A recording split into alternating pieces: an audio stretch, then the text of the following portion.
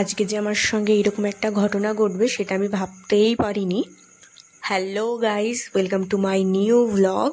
আশা করি তোমরা সবাই ভালো আছো, সুস্থ আছো। আজকের ভিডিওটা এখান থেকেই শুরু করছি।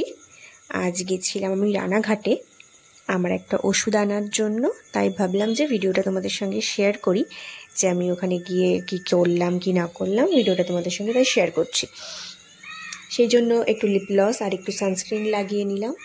বাইরে যাওয়ার জন্য এইটুকু তো দরকারি, তাই না? কারণ বাইরের রোদের যা অবস্থা, সানস্ক্রিন লাগাতেই হবে। আর যেটার জন্য যাওয়া সেটা হচ্ছে ওষুধ, তাই ওষুধের প্রেসক্রিপশন। আর বর্ষায় তো একটাই ভরসা, সেটা হচ্ছে ছাতা। ছাতাটা না নিলে চলবেই না, কারণ এই রোদ আছে, এই বৃষ্টি, কখন যে কি হয় বলাই যায় না। তাই ছাতাটা রাখতেই হবে, কখন বৃষ্টি নেমে যায় বলা যায় না। আমিও সব কিছু নিয়ে বেরিয়ে পড়লাম। আর তোমরা আমার বাড়ির সামনে যে প্যান্ডেলটা দেখতে পাচ্ছ, সেটা হচ্ছে আমাদের বাড়ির সামনে এই মাঠে প্রত্যেক বছরই বড় করে ফুটবল খেলা হয়, নৈশ খেলা বলে যেটাকে। তো সেই খেলা, তোমরা যারা যারা এই খেলা দেখতে ইচ্ছুক অবশ্যই কিন্তু চলে আসতে পারো আমাদের মাঠে খেলা দেখার জন্য। তো সেই খেলার জন্যই প্যান্ডেলটা করা রয়েছে। এখনও সব কিছু ঘেরা হয়নি, এখনও অনেক কাজ বাকি। আমিও বেরিয়ে পড়েছি।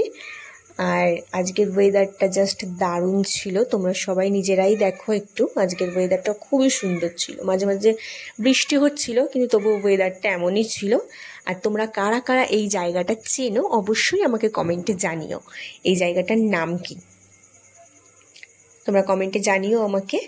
আর আমার পুরো রাস্তা এইরকমভাবে যেতে হয়েছে হেলমেট ঠিক করতে করতে। এই হেলমেটটা মানে আমার মাথার থেকে হেলমেট বড় হয়ে গেছে, যে কারণে সমস্যাটা হয়।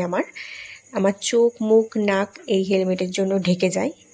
হাওয়াতে এমন হচ্ছে যে হেলমেটটা আমার মাথার থেকে হয়তো উড়ে চলে যাবে, বেল্টটা না লাগানো থাকলে হয়তো উড়ে চলেও যেত। আর বহু বর্ষ পরে আমি আমার কলেজের মুখটা দেখতে পেলাম।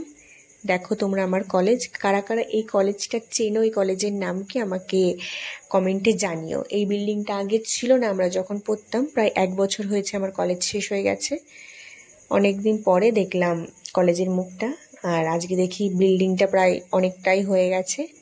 আর সব থেকে বড় কথা হচ্ছে, মানে ইন্টারেস্টিং ব্যাপার যেটা, সেটা হচ্ছে আমি যে দোকানে ওষুধ আনতে যাব সেই দোকানটাই আমি চিনি না। শেষমেশ গুগল ম্যাপ বার করে তারপরে সেই ওষুধের দোকানে গেছি। পতঞ্জলি ছিল ওষুধের দোকানের নাম। তো ওখানেই আমার ওষুধটা পেতাম আর কি, আর কোথাও পাওয়া যাচ্ছিল না ওষুধটা, আমার ওখান থেকেই নিতে হতো।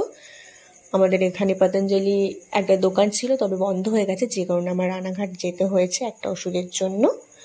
আর যাওয়ার পথে যে কাণ্ডটা আমার সঙ্গে ঘটেছে, যে ঘটনাটা, সেটা হচ্ছে রাস্তা অবরোধ করে রেখেছিল। প্রায় অনেকক্ষণ আমরা ওখানে দাঁড়িয়েছিলাম। দাঁড়িয়ে থেকে অনেকটা, মানে 5 মিনিটের পথ আমাদের আধ ঘন্টা ঘুরে তারপরে বাড়ি যেতে হয়েছে। খুব খিদেও পেয়ে গেছিলো, যে কারণে আমরা বিরিয়ানি খেয়ে নিয়েছিলাম। বিরিয়ানি খেয়ে তারপরে গেছিলাম বাড়িতে।